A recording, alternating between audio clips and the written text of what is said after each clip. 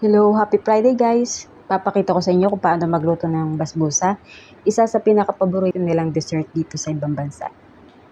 Sobrang bilis ng mixture nito guys. So, stay tuned lang, panoorin nyo kung paano magluto. So, i-mix lang natin ang mga ingredients na to guys. Coconut powder, semolina powder, yogurt, vegetable oil, powdered sugar, milk, and egg.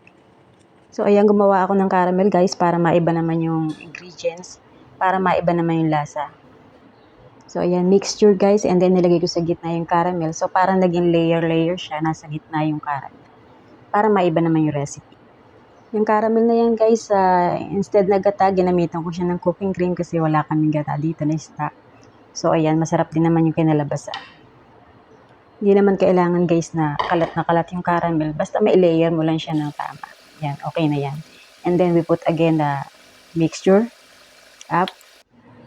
Tsaka natin lalagay sa oven guys for 40 to 45 minutes. Okay na. So, uunahin mong apoy yung ilalim para maluto mo na ilalim and then yung taas naman. Salamat sa panonood guys.